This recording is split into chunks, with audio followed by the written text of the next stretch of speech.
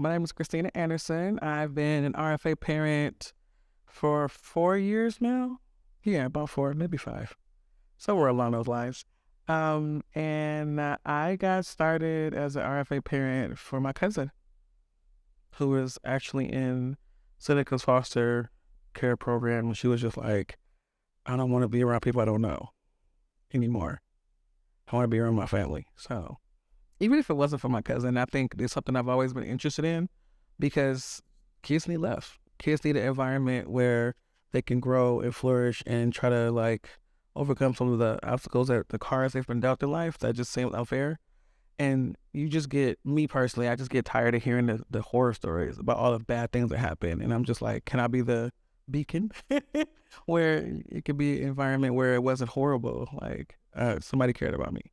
I always kind of wanted to be a foster parent. That'll be later in life, but it happened earlier than I expected. The easiest way, like when people ask me that question, I describe it as just I'm someone who's been specially trained to get special approval to deal with youth who have higher needs, to give them a caring atmosphere. We always hear crazy stories about foster care, but the RFA program is really good at just not only supporting the foster parent, but making sure the foster youth is supported as well. Sorry, I'm a teacher, so acronyms are surrounding me. Resource Family Approved. I worked with Edgewood Center for Children and Families, which I always say is Seneca adjacent, just in San Francisco.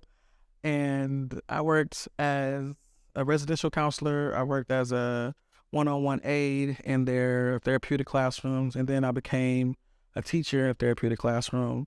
And then when I left teaching there, I still stayed on and picked up shifts in a cottage as a relief counselor. Yeah, I've been working with kids with high needs since 2007. It depends on what you sign up for. I think that's one of the things I do enjoy about Seneca too. It's not like you have to, it's like a request. Can you?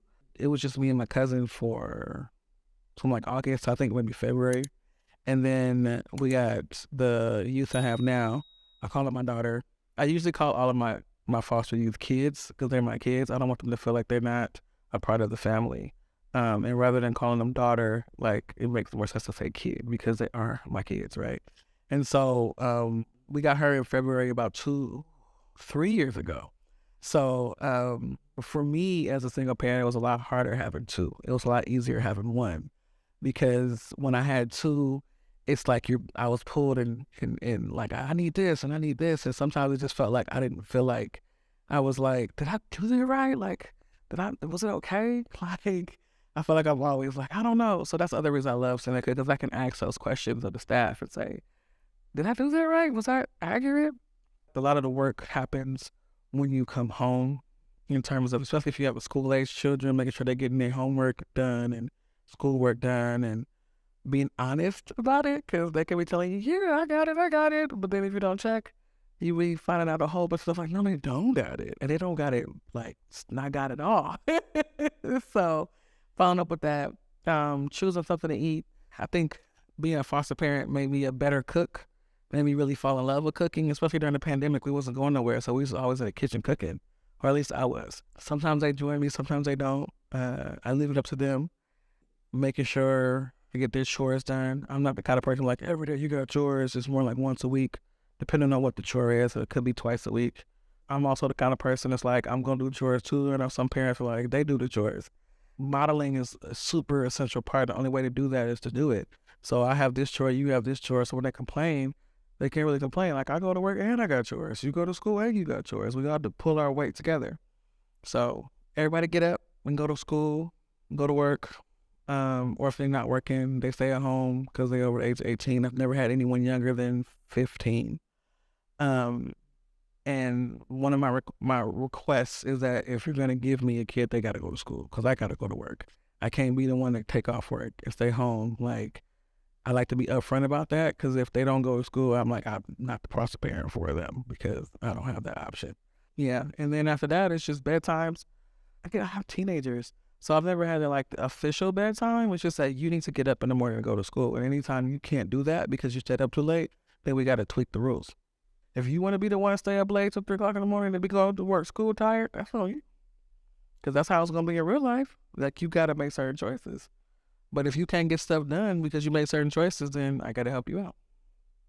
Well, the in-person trainings, and not just the training to get certified, which I think, like I said again, is really well done. You don't feel like they give you a whole binder. It's very well organized. You don't feel like it's something that was just thrown together at the last minute. You could tell there was a lot of thought and consideration of the foster parent and really having them understand. And the leaders who present on the trainings are just well versed. Like, you could tell they have a lot of knowledge. They answer all your questions. I think it's rare they have a question where it's like, let me get back to you. Like, they usually always have an answer. And like, I can only compare that to a friend who's a foster parent through the county, and she's like, we never got any of that. It's kind of like, you're a foster parent, here you go. And so I feel like if that's what I usually compare it to, and she was someone who like, I want to get into Seneca too. So it makes me feel like, I know that's probably biased, but I'm gonna say it, like, county, they have a lot of work to do in terms of supporting not just the youth, but the parent. And I feel like at Seneca, the parent feels supported as well. So it's kind of like the difference between getting a McDonald's burger and some filet mignon. I think Seneca's a filet mignon. But I'm biased. In my opinion, because I've talked to other folks who are not Seneca foster parents, and Seneca, just the training, number one, I think was very well done. Like, I felt like I learned a lot and I gained a lot. 40 hours seemed like a lot, but you're going on weekends and taking care of it. So that was the way they spaced it out for you, chunked it. It was nice. And I just, the staff that you work with are just amazing. Like, I'm a single mom. Like, I don't have a husband or like a grandma living in a home who can support me with the kids. So it's just me. So when like stuff happen and it's just me, it doesn't feel like it's just me because I have a team of people who can support me.